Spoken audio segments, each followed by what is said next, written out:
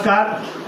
Sudhagad education society Pali या संस्थेच्या माध्यमिक व उच्च माध्यमिक विद्यालयाच्या मराठी माध्यमाच्या विभागामार्फत मराठी भाषा प्रदर्शनाचे आयोजन करण्यात आले होते.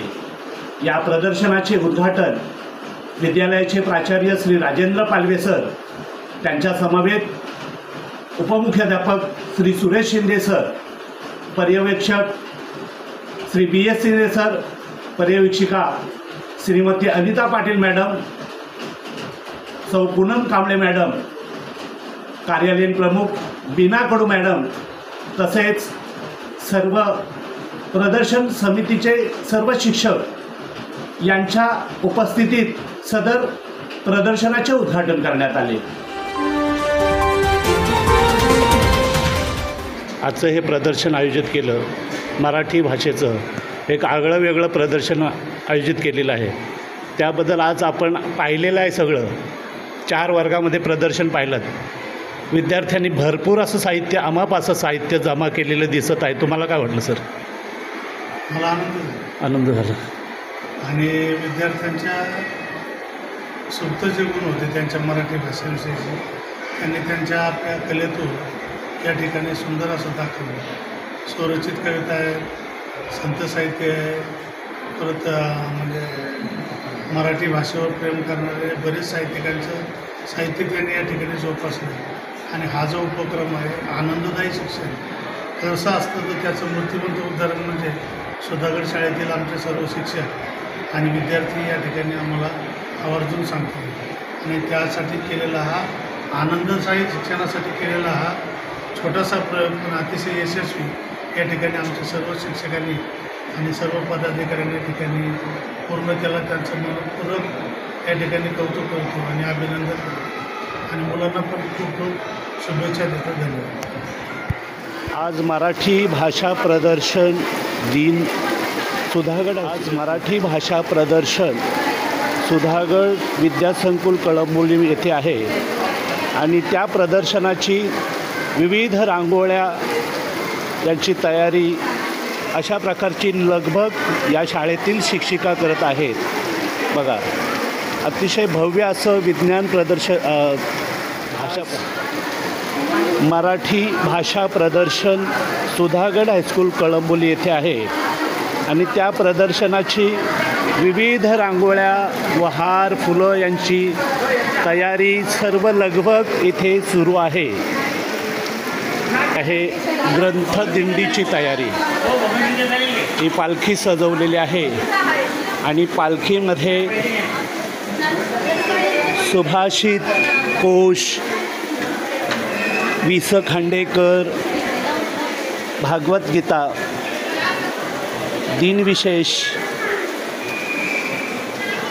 सुवर्णकण अशा प्रकारचे ही पुस्तकं ठेवलेली आहेत आणि दिंडी विद्यार्थ्यांची तयारी सुरू आहे. ही विद्यार्थी सुरू आहे. पहा, रांगोळी काढून हे फलक सज्ज आहेत.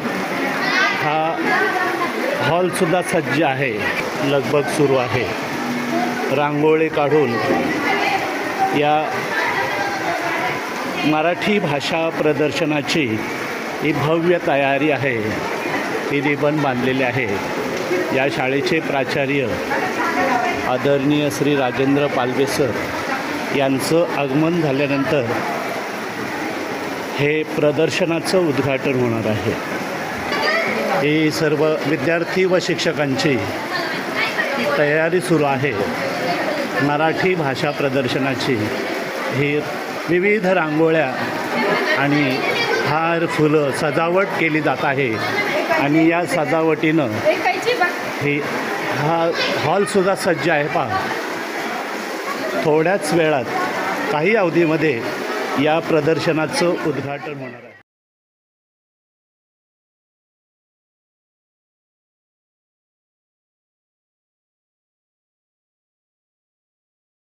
हा मनमोहक रांगोळ्या मराठी भाषा विषय प्रदर्शनाच्या उद्घाटनाआधी एक ग्रंथ दिंडी निघणार आहे. या ग्रंथ दिंडीसाठी तयार असणारे हे छोटे सर्व विद्यार्थी. शाळा म्हणजे विद्येचं मंदिर आणि ह्या विद्येचं स्थान म्हणजे विद्येची देवता म्हणजे सरस्वती देवता. आणि या सरस्वती देवतेचं आता या उद्घाटन प्रसंगी पूजन करण्यात येत आहे आणि पूजन करून या प्रदर्शनाचे उद्घाटन थोड्या वेळातच होणार आहे. बोलतो मराठी, लाभले आभास भाग्य बोलतो मराठी. जाहलो खरेच धन्य ऐकतो मराठी. धर्म पंथ जात एक जाणतो मराठी. धर्म पंथ जात एक जाणतो मराठी. हे वढ्या जगात माय मानतो मराठी. बोलतो मराठी, ऐकतो मराठी. जाणतो मराठी, मानतो मराठी.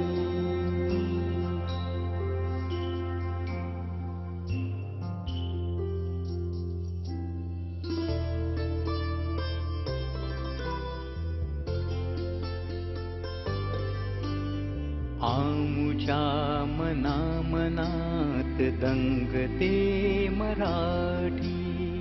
आमुच्या रगारगात रंगते मराठी. आमुच्या मना मनात दंगते मराठी. आमुच्या रगारगात रंगते मराठी. आमुच्या उरात स्पंदते मराठी. आमुच्या नसानसात नाचते मराठी. लाभले आम्हास भाग्य बोलतो मराठी. चाहलो खरेच धन्य ऐकतो मराठी. बोलतो मराठी, ऐकतो मराठी. जाणतो मराठी, मानतो मराठी.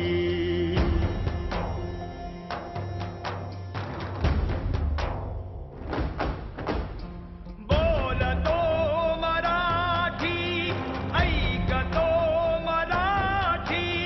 जाणतो मराठी, मानतो मराठी.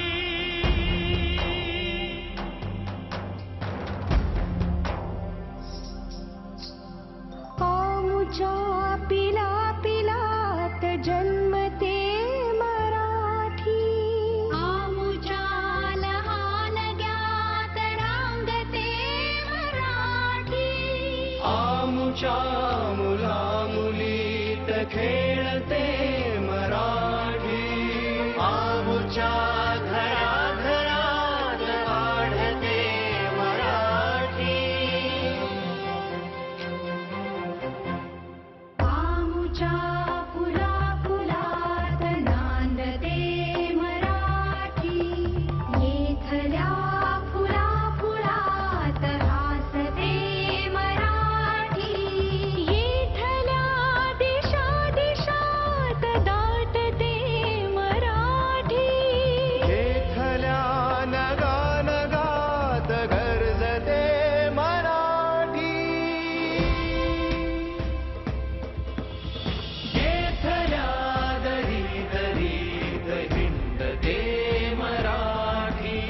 येथल्या वनावनात गुंजते मराठी. येथल्या दरी दरीत हिंडते मराठी. येथल्या वनावनात गुंजते मराठी. येथल्या तरुलतात साजते मराठी. येथल्या कळी कळीत लाजते मराठी. आम्हास भाग्य बोलतो मराठी लाभले आम्हास भाग्य बोलतो मराठी जाहरो खरेच धन्य ऐकतो मराठी बोलतो मराठी ऐकतो मराठी जाणतो मराठी मानतो मराठी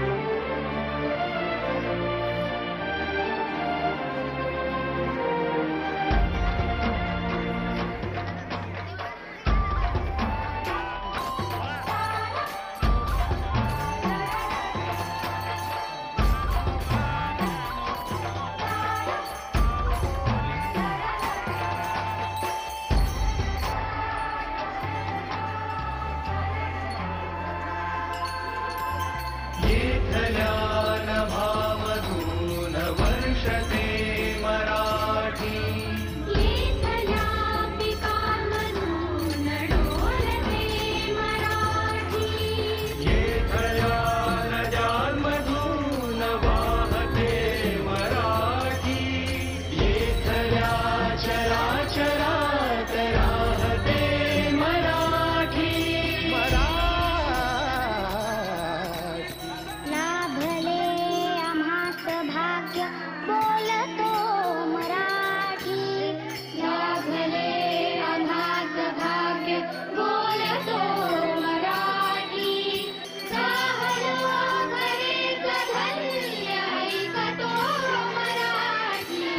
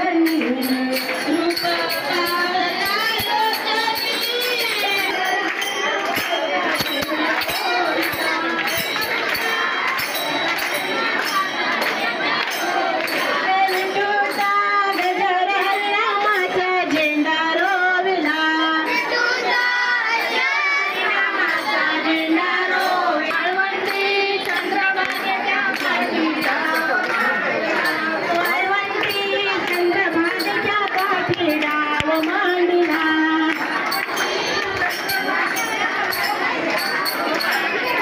पटपटात सुवर्णाचा कोट्यावधा मांडला वाजू दे वाजू दे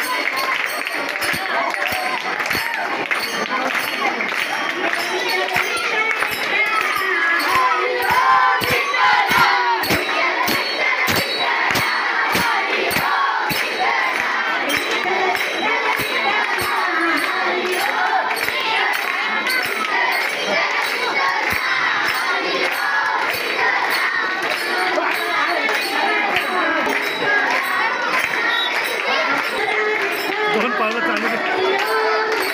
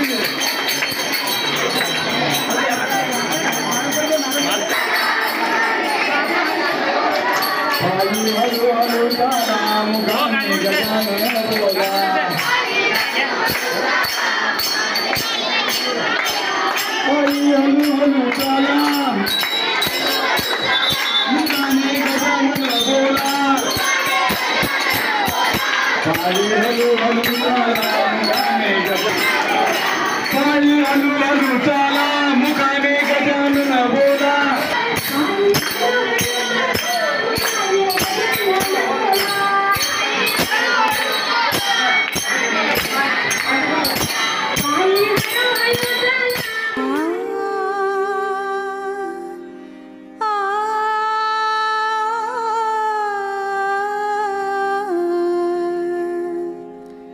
अवचिता परिमळू झुळकलाळू माळू अवचिता परिमळू झुळकलाळू माळू मी म्हणे गोपाळू आला गे माये अवचिता परिमळू झुळकलाळू माळू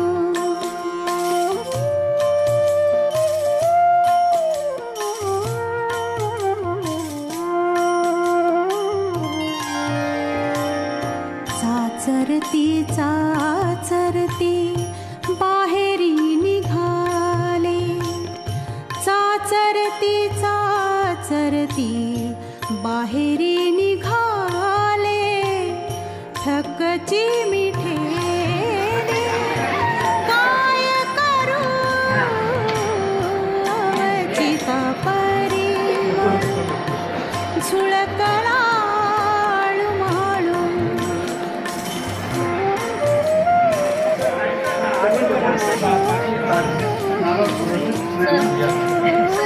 कोण आतून जा ना, या ना. तो सावळा सुंदरू कासे पितांबरू तो सावळा सुंदरू कासे पितांबरू लावण्य मनोहरू देखियला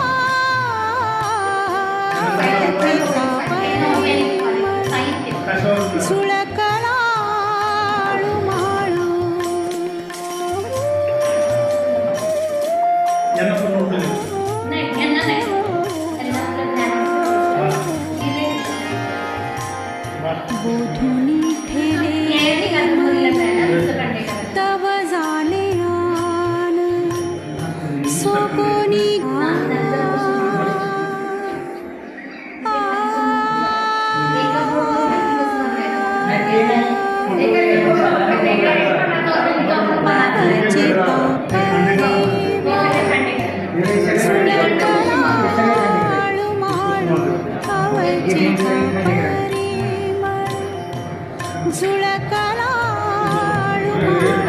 मी म्हणे गोपाळू आला गे माळे अवचिता परिमळ झुळकला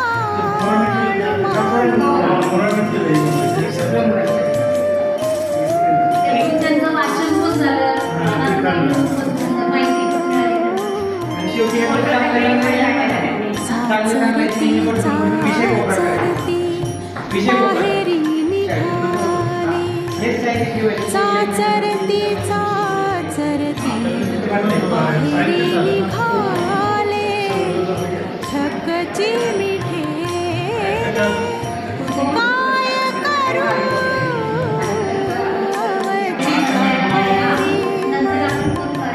झुळकला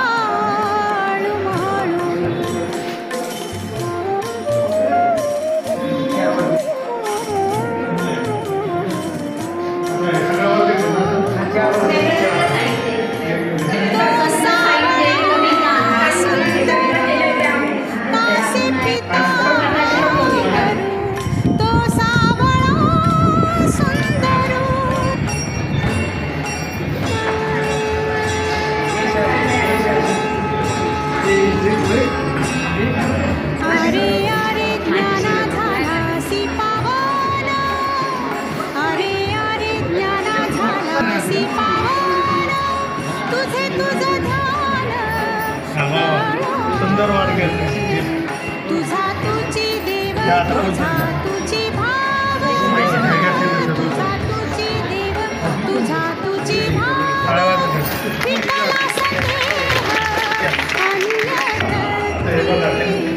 अन्य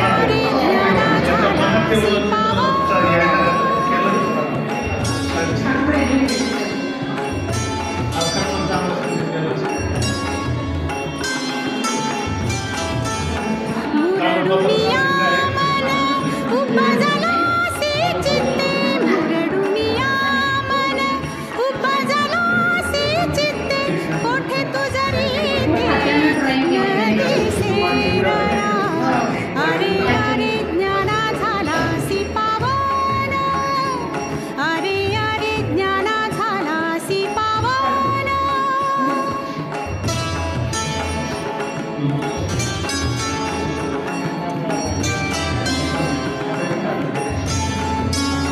दीपकी दीपक मावळल्या ज्योती दीपकी दीपक मावळल्या ज्योती घरभरी माती शून्य झाल्या अरे अरे ज्ञाना झाला सी पावन अरे अरे ज्ञाना झाला सी पावन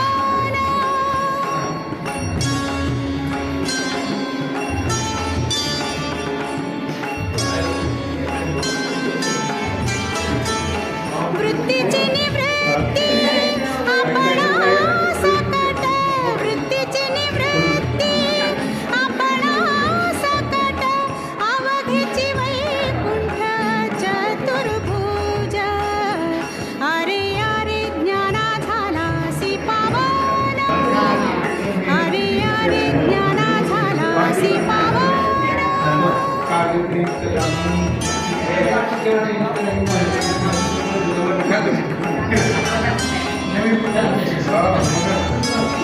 निवृत्ती परम अनुभव नेमा निवृत्ती परम अनुभव नेमा शांतीपूर्ण क्षमा ज्ञान दे अरे अरे ज्ञाना झाला सी पावन अरे अरे ज्ञाना झाला सी पावन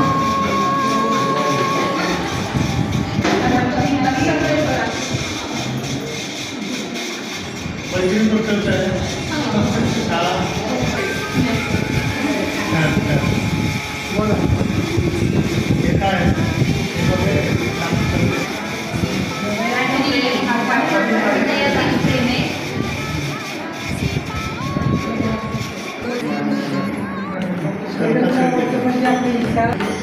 जिथे जातो तिथे तू माझा सांगाली जिथे जातो तिथे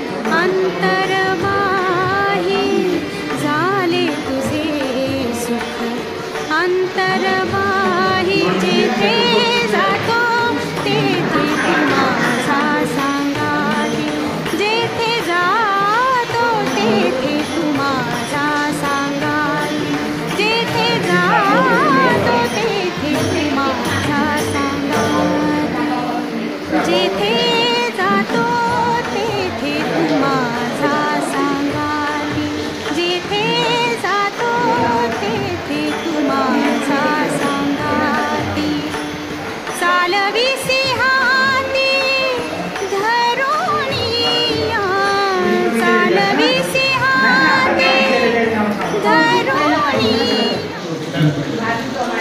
रुणू झुणू रे भ्रमरा, सांडी तू अवगुणू रे भ्रमरा, रुणू झुणू रे भ्रमरा, सांडी तू अवगुणू रे भ्रमरा, रुणू झुणू रे भ्रमरा, सांडी तू अवगुणू रे भ्रमरा.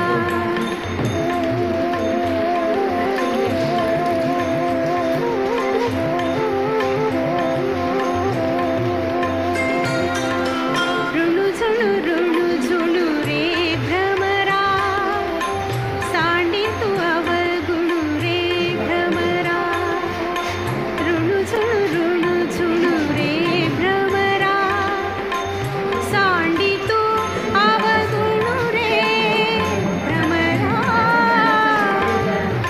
रुणू झुणू रे भ्रमरा, सांडी तू अवगुणू रे भ्रमरा.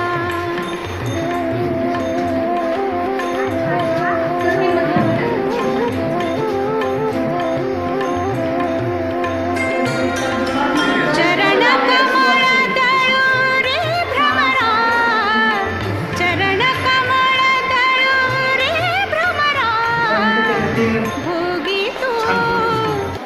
आजचं हे प्रदर्शन आयोजित केलं, मराठी भाषेचं एक आगळं वेगळं प्रदर्शन आयोजित केलेलं आहे. त्याबद्दल आज आपण पाहिलेलं आहे सगळं. 4 वर्गामध्ये प्रदर्शन पाहिलं. विद्यार्थ्यांनी भरपूर असं साहित्य, अमाप असं साहित्य जमा केलेलं दिसत आहे. तुम्हाला काय वाटलं सर? मला आनंद झाला. आनंद झाला. आणि विद्यार्थ्यांच्या सुप्त जे गुण होते त्यांच्या मराठी भाषेविषयीचे त्यांनी त्यांच्या आपल्या कलेतून या ठिकाणी सुंदर असं दाखवलं. स्वरचित कविता आहे, संत साहित्य आहे, परत म्हणजे मराठी भाषेवर प्रेम करणारे बरेच साहित्यिकांचं साहित्य त्यांनी या ठिकाणी जोपासलं. आणि हा जो उपक्रम आहे आनंददायी शिक्षण कसं असतं तर त्याचं मूर्तिमंत उदाहरण म्हणजे सुधागड शाळेतील आमचे सर्व शिक्षक आणि विद्यार्थी या ठिकाणी आम्हाला आवर्जून सांगतात. आणि त्यासाठी केलेला हा आनंददायी शिक्षणासाठी केलेला हा छोटासा प्रयोग पण अतिशय यशस्वी या ठिकाणी आमच्या सर्व शिक्षकांनी आणि सर्व पदाधिकाऱ्यांनी या ठिकाणी पूर्ण केला. त्यांचं मनपूर्वक या ठिकाणी कौतुक करतो आणि अभिनंदन करतो आणि मुलांना पण खूप खूप शुभेच्छा देतो. धन्यवाद.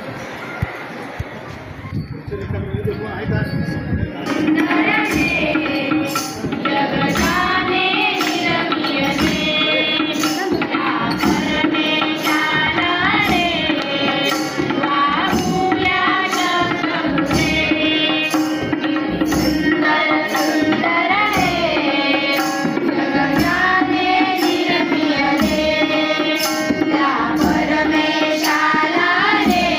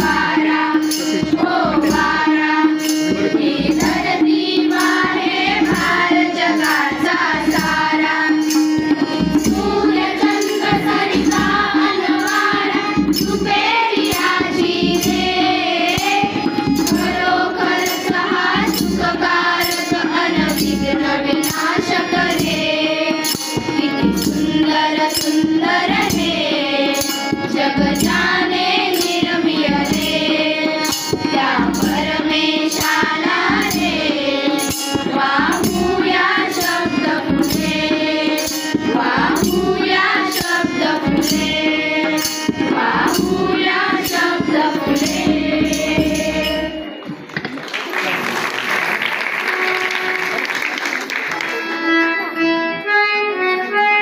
कर्मभूमी आमची महावंदनीय किसान प्रिय ही माय मराठी आमची ही मायभूमी जन्मभूमी कर्मभूमी आमची महावंदनीय किसान प्रिय ही माय मराठी आमची आमचा आहे माना ही आमची आहे बोली रसमानी धडके कौशल काका कसब्याची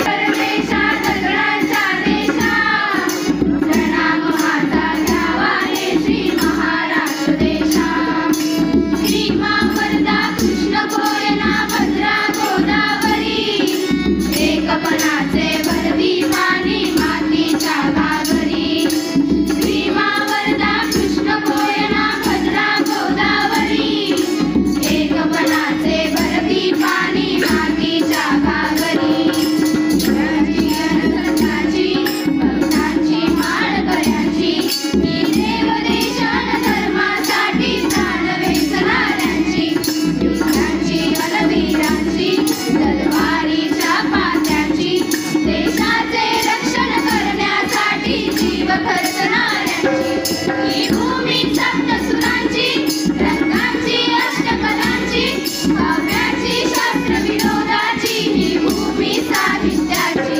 महाराष्ट्र भूमी जन्मभूमी कर्मभूमी आमची महावंदनीय किसान प्रिय ही माय मराठी आमची ही मायभूमी जन्मभूमी कर्मभूमी आमची महावंदनीय किसान प्रिय ही माय मराठी आमची ही माय मराठी आमची ही माय मराठी आमची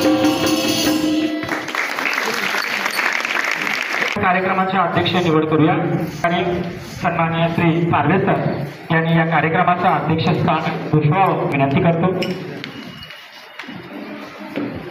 आता देशमुख सरांनी जी अध्यक्ष निवड केलेली आहे त्यासाठी माझे पूर्ण अनुमोदन आहे.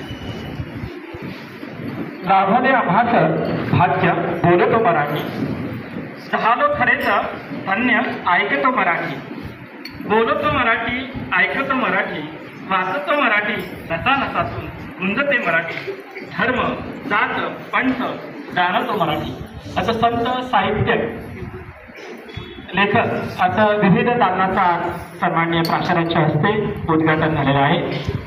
यानंतर आपण कार्यक्रमासाठी उपस्थित असणाऱ्या सर्वांचं मी मनपूर्वक एकदा सहर्ष स्वागत करतो.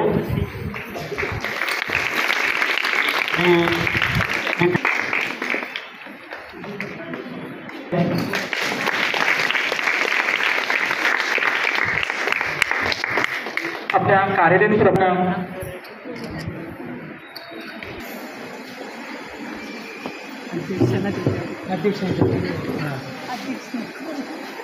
विषय प्रमुख मराठी विषयाचे विषय प्रमुख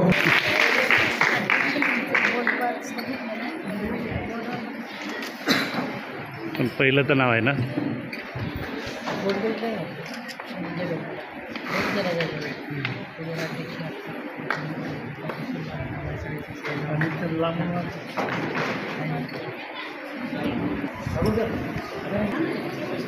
इतर सहकारी उपस्थित आहेत त्यांचंही आपण स्वागत पोलीस स्वागत सन्माननीय प्राध्यापक सन्माननीय व्यासपीठ व माननीय प्राचार्य श्री पालवे सर, उपमुख्याध्यापक श्री शिंदे एस.बी., पर्यवेक्षिका श्रीमती पाटील मॅडम, तसेच पर्यवेक्षिका कांबळे मॅडम, पर्यवेक्षक श्री शिंदे बी.एस. सर व मराठी विषय शिक्षक व सर्व विषय शिक्षक व शिक्षकेतर कर्मचारी व विद्यार्थी मित्रांचे मी शब्दसुमनांनी स्वागत करीत आहे. या कार्यक्रमाचा मराठी भाषा विषय प्रदर्शन या कार्यक्रमाचा श्री गणेशा आमचे आदरणीय प्राचार्य श्री पालवे सर व या शाळेचे उपमुख्याध्यापक श्री शिंदे सर यांच्या कल्पनेतून साकारण्यात आला. याच्यातून त्यांची मराठी भाषेविषयीची कळकळ व अस्मिता दिसून येते. सरांच्या या कल्पनेला मान देऊन आपल्या विद्यासंकुलातील सर्व मराठी विषय शिक्षकांनी तन मन धनाने या कार्यात आपला सहभाग नोंदविला. तर या कार्यक्रमाचा उद्देश काय आहे? मराठी भाषा विषय प्रदर्शन भरवल्यानंतर मुलांनी जे साहित्य बनवून आणले, लिहून आणले, वाचले, त्याच्यातून मराठी भाषेविषयीची गोडी निर्माण झाली. विद्यार्थ्यांमध्ये सृजनक्षमता व नवनिर्मिती या वृत्तीची जोपासना करणे, श्रवण, वाचन, भाषण, संभाषण, लेखन, आकलन इत्यादी क्षमता विद्यार्थ्यांमध्ये विकसित करणे, साहित्य आणि कलेचा आस्वाद घेण्याची क्षमता विकसित करणे, मराठी भाषेची अस्मिता व अभिमान जागृत करणे, मराठी भाषेचा विस्तार व विकास करणे, संवाद कौशल्य वाढविणे, सर्व साहित्य लेखक, कवी यांच्या जीवन परिचयातून प्रेरणा घेण्याची वृत्ती विद्यार्थ्यांमध्ये निर्माण करणे व रुजविणे. वाचन ही एक कला आहे आणि वाचन माणसाला माणूस बनवते. भाषेचा विविध अंगाचा अभ्यास करणे आणि विद्यार्थ्यांना मराठी भाषा विषयाची महत्त्व काय आहे याची जाणीव करून देणे, भाषेच्या शिक्षणात सुधारणा करणे, संवाद कौशल्य वाढविणे हा आपला मराठी भाषा विषय प्रदर्शक भरविण्याचा उद्देश होता. धन्यवाद. गेलो काही त्रुटी चुका झाल्या असतील तर मी सर्वांच्या वतीने क्षमा मागतो मी कार्यक्रमाच्या अगोदर. यानंतर आपण स्नेहा भांडे इयत्ता 8वी या भन्ने या व्यासपीठावर विषयी मांडते की मराठी आमची मायबोली. महाराष्ट्र हा जिजाऊंच्या संस्काराचा, शिवरायांच्या विचारांचा, शंभूंच्या पराक्रमांचा माझा महाराष्ट्र. शाहूद परुड मधल्यांचा, बाबासाहेबांच्या लेखणीचा, अनुभूत सगळ्याच्या लोककलेच्या वारसदार म्हणजे माझा महाराष्ट्र. कष्टकरी शेतकऱ्यांचा, निंदुबळे दुबळ्यांचा आणि शिरपाट उत्तर ज्ञानांचा आणि दिल्लीच्याही तगड्याला घाम फुटणाऱ्या जिगरबाज मावळ्यांचा माझा महाराष्ट्र. आणि याच महाराष्ट्राच्या मातृभूमीला प्रथम माझा मानाचा मुद्रा आणि मी माझ्या विषयाकडे वळते. मराठी अशी आमची मायबोली, तरी ती भिन्न धर्मांनी असो, तिचे पुत्र आम्ही पाप फेडू बसे आमच्या हृदयामध्ये. आज जर पद्धतीला अन्न विकारलं तरी आपण किती जर वाचलं शिकलो तर आपलं आयुष्य समृद्ध होईल का हा भला मोठा प्रश्न. लहान मुल जेव्हा जन्माला येते तेव्हा त्याला कुठलीच भाषा येत नसते, परंतु पहिल्या खूप गोष्टी होतात ना त्याही बरोबरच.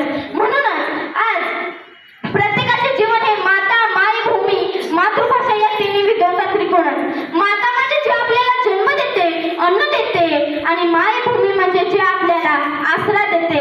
मातृभाषा म्हणजे जे आपल्याला लहानपणापासूनच संस्कारांचं बाळकडू पाहत असते, ती म्हणजे मातृभाषा. आज जर आपण तिला अन्न विकारलं तर आपण इतर कितीही भाषा जर शिकलो तर आपलं आयुष्य समृद्ध होईल का हा भला मोठा प्रश्न. आपण मराठी म्हणजे काय तर संत ज्ञानेश्वरांनी रुजवली ती मराठी, शिवरायांनी टिकवली ती संस्कृती मराठी, संतांनी वाढवला तो वाढ मराठा आणि आमचा अभिमानच म्हणजेच मराठा. आपल्याला लाभलेली वैभवशाली मराठी भाषा किती प्राचीन आहे. मराठीची गंगा प्राकृताच्या पर्वतातून निघाली, परंतु तिला धीरधरा स्वरूप ज्ञानेश्वरांनी दिलं. अहो आज 16 वर्षाची मुलं पबजी खेळण्यात व्यस्त आहेत, परंतु आमच्या ज्ञानेश्वरांनी अवघ्या 16व्या वर्षी मराठीचे बोल कौतुके परी अमृताती पैद जिंकले. अशीच मराठीचे बोल कौतुके परी अमृताती जिंकण्यासाठी त्यांनी समृद्ध करण्यासाठी पहिले दार उघडले आणि त्या दारानंतर भरत पडत गेला. कुसुम मंगेश पांडवकर यांच्या विचारांना नवीन विचारांची चालना दिली. निसर्गाचा अखंड पान त्यांनी रसिकांना दिलं. हा ललित मानवाला हा भर बसलाच नाही. एक कवी फार सुंदर म्हणतात, माय मराठी तुझ्या पायी तनमन मी दाव वाहिले, तुझ्या नामी तुझ्या धागी अखंड रंगुनी राहिले, तुझ्यासाठी वाद होऊनच जगते मी, क्षणाक्षणाला कणाक्षणाला अखंड रंगुनी राहिले मी. पण आज त्याच मराठी भाषेची काय अवस्था आहे. आज जर मुलांना जर शिस्तीचं नाटक सांगितलं की घडाघडा फोडण्यासाठी बोलायला लागतात, परंतु एखाद्या गटकऱ्याच्या नाटकाचं नाव विचारलं की नाही सरळ निरोप करून टाकतात. हीच दुर्दैवाची गोष्ट आहे. अहो आज मुलांना मराठीतून शिक्षण देणं हा मागासलेपणा समजला जातो, परंतु ज्ञानाचा खजिना जर इंग्रजी भाषेत असला सुद्धा स्वभाषेत सुद्धा आपण शिकून कर्तृत्ववान होऊ शकतो. हेच आज रशिया आणि जपान यासारख्या देशांनी सिद्ध केलं आहे. म्हणूनच आज मराठी शाळेमध्ये एरे एरे पावसा तुला देतो पैसा, पैसा झाला खोटा, पाऊस आला मोठा. म्हणजेच की पाऊस जर पडला तर शेतकऱ्याच्या रानामध्ये पीक उगवेल आणि त्या पिकाचं धान्य होऊन आपण भाकर काही.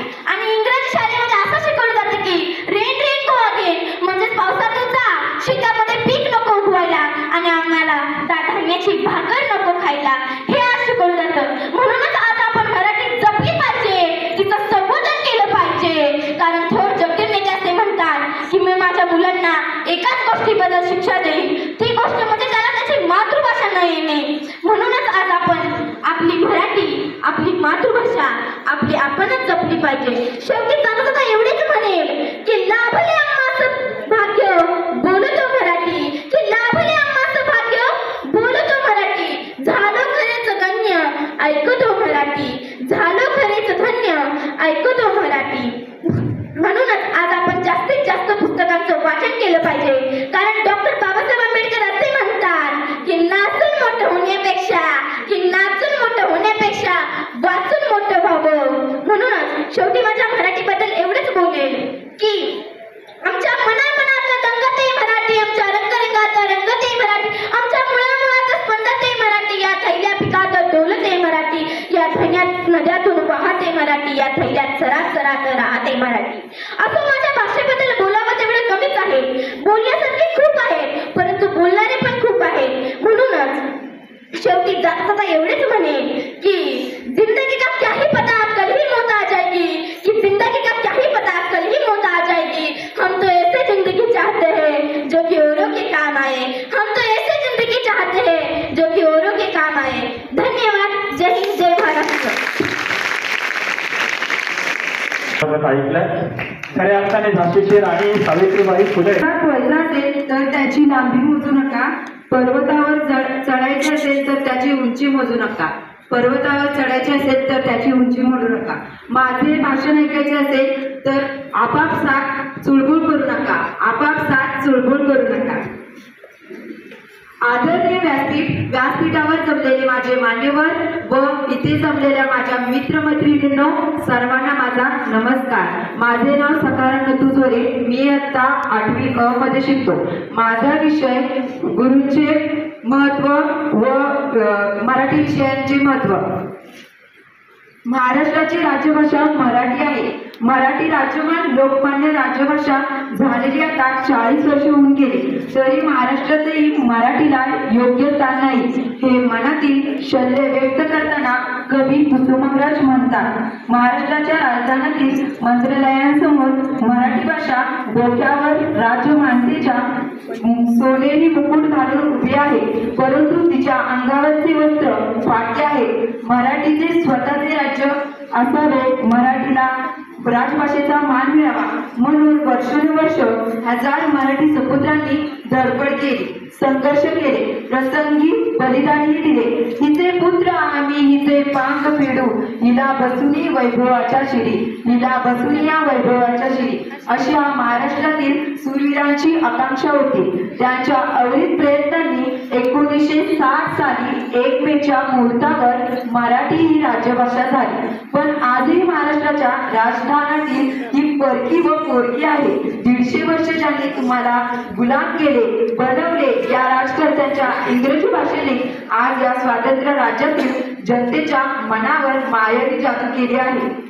आपण सर्वजण मिळून मायबोलीचा गुणगौरव करूया. ही भाषा फक्त महाराष्ट्रापुरती न राहता संपूर्ण जगामध्ये तिचे स्थान प्राप्त करावं ही सर्व मराठी माणसांची अपेक्षा आहे. मला पूर्णपणे खात्री आहे की नक्कीच आम्ही ही अपेक्षा पूर्ण होणार आहे. आयोजकांनी मला मराठी भाषेवरील प्रेम व्यक्त करण्याची संधी दिल्याबद्दल मी त्यांचे मनापासून आभार मानतो.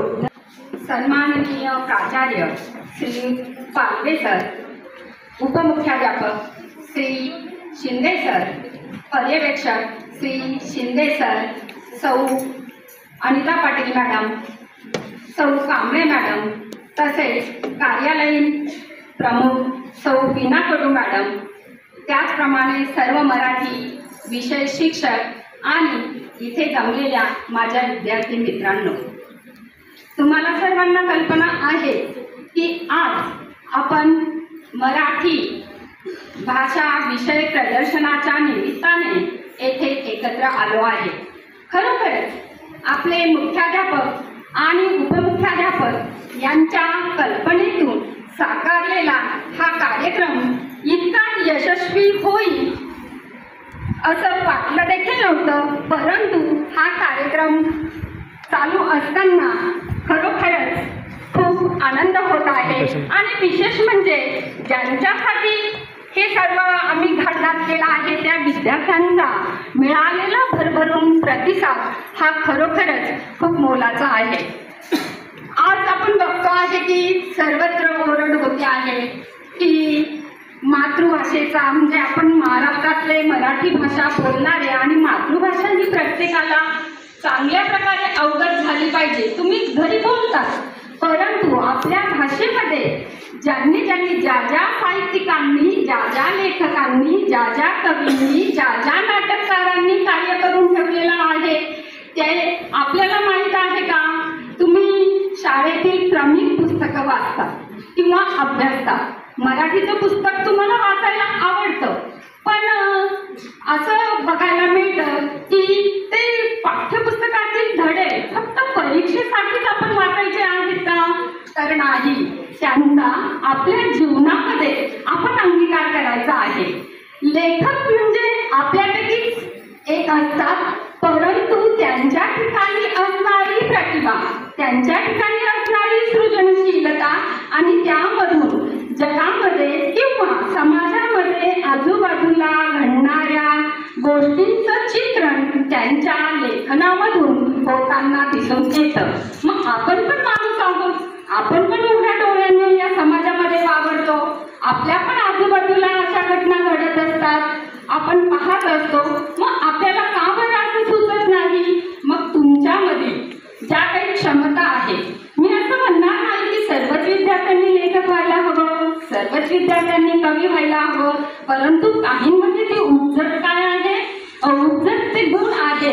मग त्या गुणांना कुठेतरी वाव मिळावा, त्या गुणांना कुठेतरी प्रोत्साहन मिळावं, यासाठी हे सर्व आहे. मग मराठी भाषेतील जे लेखक आहे, मराठी भाषेतील जे कवी आहे, ते तुमच्यापर्यंत जाऊन पोहोचले पाहिजे. मग मराठी भाषेमध्ये कोणते म्हणजे साहित्यात कुठले पुरस्कार दिले जातात, त्या पुरस्कारांचं नाव तुम्हाला माहीत असलं पाहिजे. मग आपल्या महाराष्ट्रामधील कोणकोणत्या लेखकांना कुठले कुठले पुरस्कार मिळालेले आहे याची तुम्हाला ओळख व्हावी. आणि आम्ही तुम्हाला हे जे करायला, जे तुम्ही तक्ते वगैरे बनवून आणले ते करायला तुम्हाला सांगितलं. मग या निमित्ताने तुम्ही अगदी बारकाईने काय केलं, वाचन केलं. बरोबर आहे की नाही? जे की आज तुम्हाला अजिबात आवडत नाही. वाचायला तुम्ही लोक कंटाळा करतात, पोपटासारखे मात्र बोलतात, परंतु वाचायला कंटाळा करतात. आपले जेवढे पण थोर मोठे होऊन गेलेले आहेत, समाजसुधारक असतील, क्रांतिकारक असतील किंवा जे थोर मोठे साहित्यिक असतील, त्या लोकांनी अधिकाधिक वाचन केलं आणि त्यामुळेच ते मोठे झालेले आहेत. मग आपल्याला पण वाचायला हवं ना, आपण पण वाचायला हवं. डॉक्टर बाबासाहेब आंबेडकर यांनी सांगितलंच आहे, वाचाल तर वाचाल. मग या स्पर्धेच्या युगामध्ये जर तुम्हाला टिकायचं असेल तर तुम्हाला तुमच्याजवळ ज्ञान असणं आवश्यक आहे.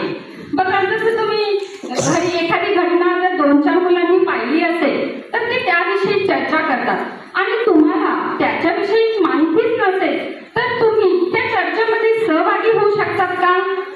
नाही होऊ शकत. बरोबर आहे ना? कारण त्या गोष्टींविषयी तुम्ही अनुभवून असतात. म्हणून तुम्ही वर्तमानपत्र वाचा.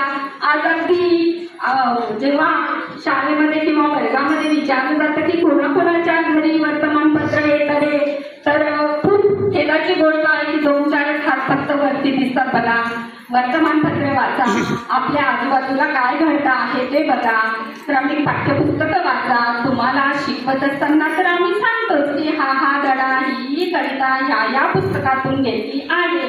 मग आपल्याकडे ग्रंथालय आहे, तुम्हाला एक दिवस दिलेला असतो प्रत्येक इयत्तेला, वर्गाला. मग तुम्ही जाऊन ते पुस्तक तरी किमान बघण्याचा प्रयत्न करता का? मग तो तुम्ही करायला पाहिजे, हा उद्देश आहे. बघा, मग वाचनाची गोडी तुम्हाला लागली पाहिजे. पाहिजे, अधिकाधिक तुम्ही वाचन केलं पाहिजे. वाचा, तुम्ही भरपूर वाचा, म्हणजे तुम्हाला माहिती मिळेल. वाचनाचे देखील खूप सारे प्रकार आहे, परंतु तुम्हाला जे आवडत असेल, आता तुमचा माझ्यासमोर बसलेला जो वयोगट आहे तो साधारणतः 5वी 7वी पर्यंतचा आहे, किंवा आहेत 8वी 9वीच्या पण मुली असतील. पण तुम्ही मग गोष्टीची पुस्तकं वाचा, किंवा दुसरी काही तुम्हाला जे आवडत असेल तुमच्या आवडीप्रमाणे ते वाचा. वाचनाविषयीचा तुम्हाला मी माझा एक किस्सा सांगते की तुमच्यासाठीच मी 6वी 7वीला होती, आणि तेव्हा उन्हाळ्याच्या दिवसामध्ये तुमची आई पण वाळवण करते ना, काही वडे पापड कुरडया वेपर्स वगैरे बनवते ना, तर तसंच माझ्या आईने पण वेपर्स बनवण्याचं ठरवलं. आणि तिने बिचारीने बाजारातून बटाटे वगैरे आणले, रात्रभर त्याचं काय त्याची साल काढणं, त्याचे चिप्स केले, ते रात्रभर तुळशीच्या पाण्यात ठेवले. सकाळी उठून तिने ते उकडवले आणि एक एक करून ते 2 खाटेवर सुकायला टाकले. मला सांगितलं, उन्हाळ्याची सुट्टी म्हणजे एप्रिलचे दिवस होते, मला सांगण्यात आलं की ही खुर्ची आहे, मी आता जेवण बनवते, तू ते सांभाळायला बस. मला गोष्टीच्या पुस्तकांची खूप आवड होती. तेव्हा आमच्या वेळेस दुकानामध्ये 10 पैसे तासिकेवर पुस्तक मिळायचं, आणि त्याच्यातून मी एक भुरगलाचं पुस्तक आणलं होतं आणि मी ते वाचत बसले. आईने राखायला एक साठी बिटी दिलेली होती, पत्र्याची घडीची खुर्ची होती, त्याच्यावर बसली आणि एक गाय आली, एक खाट पूर्ण खाऊन गेली. माझं लक्ष नाही, मी वाचनामध्ये अतिशय दंग होती. त्यानंतर आईने सर वर बघूया बरं, तर त्या माडीवर आमचं घर होतं. तिने बघितलं, अरे एक खाट खाऊन झालेली आहे, दुसरी खाट खाते आणि ह्या पोरीचं लक्ष नाही. आणि मग तुम्ही कल्पना करा की हे सगळं झाल्यानंतर माझं घरामध्ये काय चित्र झालं असेल, आणि भावंडांचं चिडवणं हे वेगळंच बघा. म्हणजे आजही मला घरगुती वेपर्स खाताना माझ्या बाबतीत घडलेला तो किस्सा नक्कीच आठवतो. तेव्हा विद्यार्थी मित्रांनो, बोलण्यासारखं खूप आहे, पण वेळेची मर्यादा आहे. त्यामुळे तुम्ही सुद्धा अधिकाधिक वाचन करा, चांगलं वाचन करा, आणि या स्पर्धेच्या युगामध्ये तुम्ही वाचला तर नक्कीच वाचाल असा आशावाद व्यक्त करून मी माझे 2 शब्द संपवते. धन्यवाद. मोठ्याने बोलायचं, ह्याच्यापेक्षा मोठ्याने बोलायचं, ह्याच्यापेक्षा मोठ्याने बोलायचं. आता एकदम हळू आवाजात बोलायचं. जे सगळे वारकरीचे या ठिकाणी हे झाली, दिंडी बसली आणि त्याचा कार्यक्रम या ठिकाणी चालू झाला असं वाटतं. आज मराठी भाषा विषयाचं प्रदर्शन आमच्या सर्व शिक्षकाच्या कल्पनेतून आलेलं, आणि ते या ठिकाणी आता कोणी बोलू नका, पण बोलेन त्याला मी इथे बोलवायला लागेल. अर्धा तास त्याने भाषण करायचं. बोलणार आहात परत? आता कसं बोल, आवाज नाही येऊ द्यायचा. लक्षात आलं? हा प्रदर्शनाचा कार्यक्रम आपल्या शाळेमध्ये तळमजल्यावरती 4 इयत्ता वर्गामध्ये आयोजित केला. विषय वास्तविक आपल्या क्षीरसागर मॅडमने सांगितलं. त्यातला उद्देश काय होता, भाषेविषयीचं काय तुम्हाला कळणार आहे, माहिती मिळणार आहे, तुमच्याकडे काय आहे, आम्ही काय दिलं आहे, समाजात काय आहे, आपल्याला काय घेऊन जायचं आहे. आणि मराठी भाषाला कोणी अजून यांच्यापैकी सांगितलं नाही, आपली राज्यभाषा आहे, परंतु अजूनही भारतामध्ये तिला अभिजात भाषा, तुम्ही आम्ही जर मनात घेतली तर नक्कीच आपण तिला अभिजात भाषेचा दर्जा मिळवून देण्यासाठी हे केलेली सुरुवात आहे असं मला म्हणायला हरकत नाही. प्रत्येक साहित्य संमेलनात याची मोठ्याने घोषणा होते, परंतु कार्यवाही मात्र एवढ्या वर्षामध्ये कधी झालेली दिसली नाही. परंतु या ठिकाणच्या तुमच्या मनात असणाऱ्या छोट्या छोट्या येणारे विचार तुम्ही तुमच्या ज्यावेळेस कागदावर लिहिले, त्या कार्डचेचवर काढले, संतांचे फोटो आणले, साहित्यकांचे फोटो काढले, तुम्हाला त्याच्यात मजा आली असणार. तुमचा हस्ताक्षरात लिहिलेला घरच्यांना त्रास दिला असेल, मला आईला सांगितलं असेल, मला हे घ्यायचं आहे, पेन घ्यायचा आहे, कागद आणायचा आहे, हे सगळं करताना खूप तुम्हाला कष्ट करावं लागले. परंतु एक वेगळं साहित्य या ठिकाणी निर्माण झालं, वेगळी भाषेचं आपण प्रदर्शन या ठिकाणी या सगळ्या शिक्षकाच्या मदतीने या ठिकाणी केलं. मला वाटतं मराठी भाषेसारखा विषय कुठंही, म्हणजे मगाशी तिने सांगितलं की ज्ञानेश्वरांनीच 700 वर्षापूर्वीच सांगितलं, अमृतातही पैजा जिंके.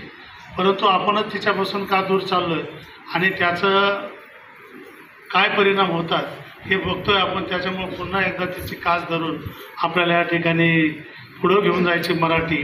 आणि मराठी भाषेमध्ये आपले सर्वच या ठिकाणी शिक्षक मंडळी तुम्हाला कायमच मराठीतून कविता असेल, धडे असतील, व्याकरण असेल, हे सगळं शिकवतात ना. आणि व्याकरण येतं ना सगळ्यांना.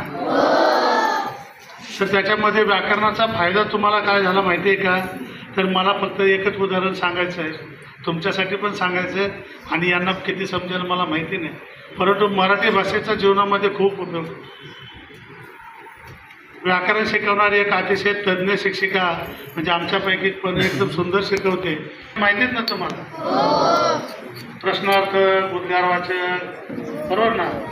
त्याच्यानंतर पूर्णविराम, अर्धविराम, स्वल्पविराम, हे माहितीच ना तुम्हाला सगळं. आणि ह्या त्या बाईने ओरडून ओरडून छान शिकवलं. मुलांना पण कळलं, पण त्याच्यात एक अतिशय हुशार मुलगा तो म्हटला ठीक आहे मला सगळं समजलं, पण एकदा बाईची पण आपण गंमत करू. मग तिने काय केलं, बाईने सांगितलं की उद्यापासून काय करायचं आहे, तुम्ही मनसोक्त म्हणजे तिने दिलेला सगळा अभ्यासक्रम पूर्ण करायचा. आणि जर तुम्ही पूर्ण करून आणला नाही तर तुम्हाला मी शिक्षा देणार.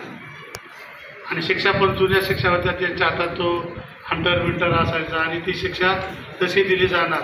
आणि असं करत करत त्या मुलाने काय केलं, एक दिवस सगळ्या वर्गाने चांगला अभ्यास केला आणि त्या मुलाने मग बाईने सांगितलं की सगळ्यांनी अभ्यास करून या. मग तो मुलगा आला आणि त्याने पण सांगितलं की दुसऱ्या दिवशी सगळ्यांची हे झाली, सुरू झाली. काय झाली म्हणजे परीक्षा सुरू झाली. तुझं किती पाठ आहे, तुझं किती पाठ आहे, सगळं व्यवस्थित सांगायचं.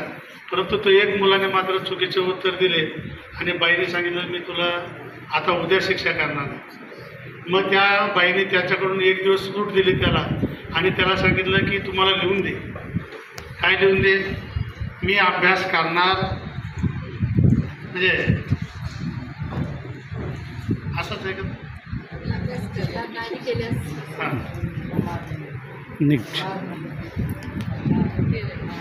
नाही केल्यास. हां